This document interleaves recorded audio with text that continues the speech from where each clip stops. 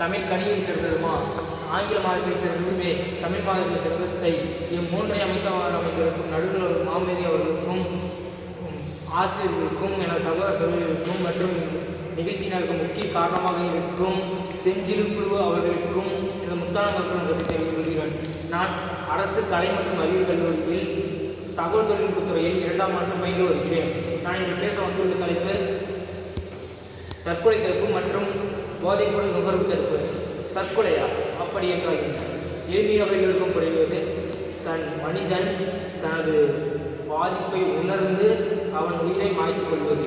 ஏன் அவன் உயிரை மாய்த்துக் கொள்ள வேண்டும்? ஏனெனில் அவன் அதிகளவு மனமுடைந்து நோயாகி அது அவன் மனதில் உள்ள நஞ்சி அவனை அழிக்க தொடங்கும் நேரமே தற்கொலையின் முயற்சியாகும். அந்த தற்கொலையை நாம் தடுக்க வேண்டும். மனிதனுக்கும் மற்ற அறிவுள்ள ஜீவன்களுக்கும் இருக்கும் ஒரே வேறுபாடு 6வது அறிவு. 6வது அறிவு என்றால் என்ன?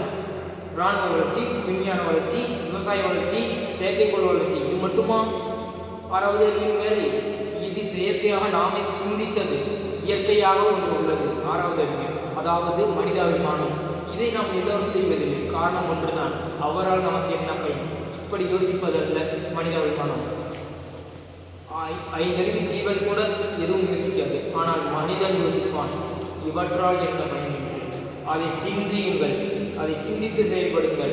அவர் கிடைப்பது நமக்காக அல்ல, அவர் குடும்பத்திற்காக. அதுதான் மனிதாபிமானம். நமக்காக எவனோ ஒருவன் இருக்கிறான், ஆனால் நமக்கு என்ன பயன்? நமக்கு என்ன வரும்? அப்படி யோசித்தால் அது மனிதாபிமானம் அல்ல, சுயநலம். சுயநலத்திற்கும் மனிதாபிமானத்திற்கும் நிறைய வேறுபாடு உண்டு. சுயநலத்தின் கீழ் வருபவன் ஈழச் செயலை செய்பவன். மனிதாபிமானத்தின் கீழ் வருபவன் அவன் ஒரு சராசரி மனிதன். நீங்கள் ஈழச் செயலாக இருக்க வேண்டாம், சராசரி மனிதனாக வாழுங்கள், அது போதும். அப்படி செய்தால் மட்டுமே தாங்கள் மனித குணத்தில் சேர்வீர்கள். இல்லை என்றால் ஈழச் செயலில் சேர்வீர்கள். தாங்கள் எந்த முடிவில் ஏற்பவர்கள் என்று தாங்கள் இருப்பீர்கள். 170% பேர் அப்படி விலகுகின்றனர். நீங்கள் 70% இருக்க வேண்டாம், 130%. அந்த 30% நீங்கள் இருந்தால் நீங்கள் வணங்கும் கடவுள் அல்ல கடவுள், நீங்கள் தான் கடவுள். உங்களை பல பேர் வணங்குவர், நீங்கள் கடவுளாக இருக்க வேண்டும்.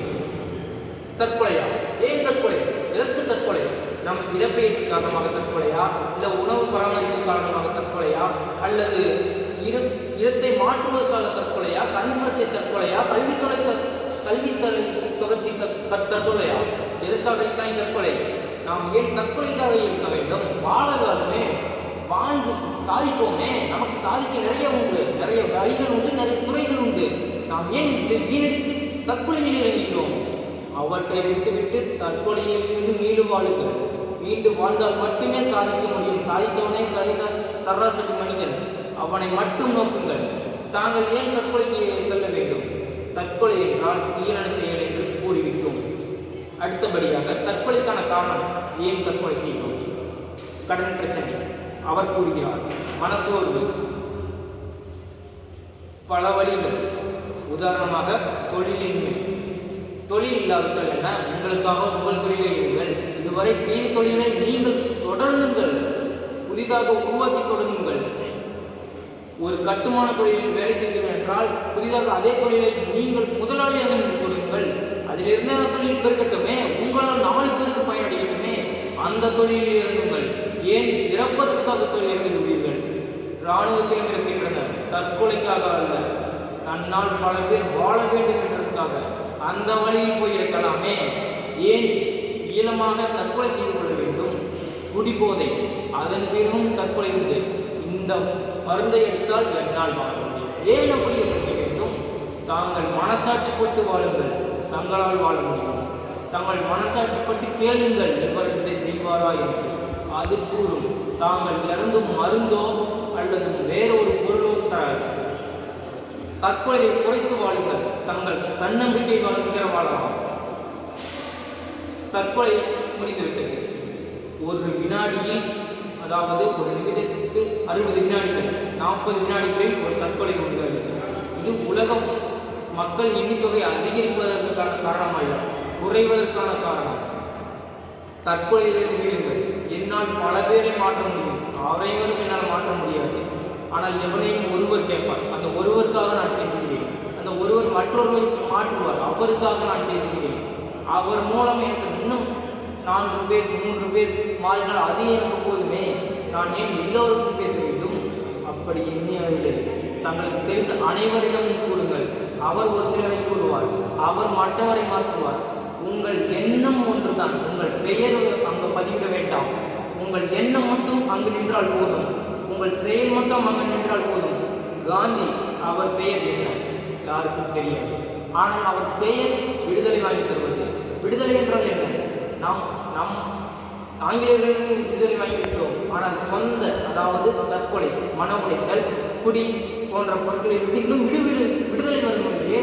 காந்தியின் பெயர் நிற்பது, ஆனால் அவர் எந்த நிறம், என்ன மதம், என்ன மதம் எதுவும் நிற்பதில்லை. அவர் நோக்கம் என்ன? விடுதலை வாங்குவது. அதன் பெயர் தான் அவர் உள்ளார். விடுதலைக்கான காரணம் காந்தி, காரணம் மீண்டும் ஒன்றே. அப்படி என்ற மனம் ஏற்றுக்கொண்டது.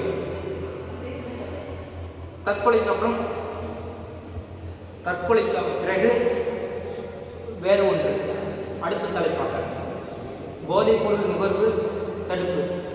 போதைப்பொருள் நுகர்வு தடுப்பு என்றால் போதைப் பொருளை ஏற்று அவன் வாழ்வில் அனைத்து உபயோகங்களையும் இழந்து விடுகிறான்.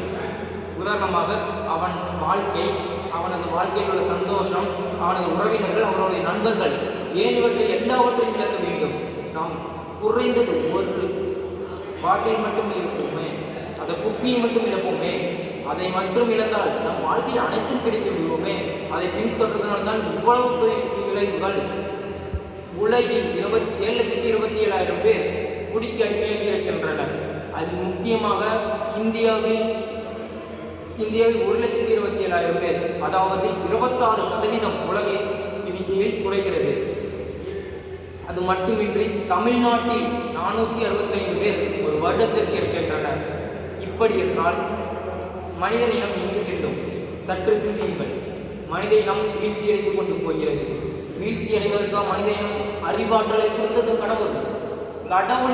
கடவுளுக்காக வாழ வேண்டும். யார் அந்த கடவுள்?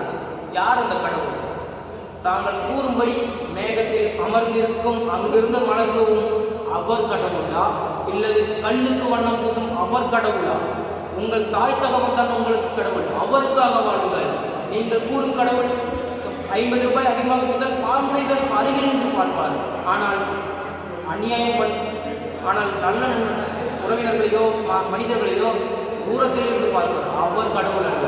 தங்களை பெற்றெடுத்த தாய் தகவல் கடவுள். அவருக்காக வாழுங்கள். அவர் மனம் மகிழும்படி வாழுங்கள். ஏன் அவரை விட்டுவிட்டு மற்றவர்களுக்காக வாழ வேண்டும்? முதலில் குடிப்பழக்கத்துக்கு அடிமையாகவும் மது பொருளுக்கு அடிமையாகவும் ஒரே வார்த்தை, என்னால் இது முடியாது, இதை செய்தால் இதை செய்யலாம், இதனால் இந்த பயன், அப்படி என்பதுதான். சரி, அப்படி என்றால் இருக்கட்டும். மேலும் இன்று மட்டும் என்று பேச்சு முடிவதில்லை. இன்றும் பல நாளும் தொடரும். அடுத்த ஒரு மாறுமுறை தொடரும். அந்த முயற்சி மாறுமுறை நான் பேசிக்கொண்டே இருப்பேன்.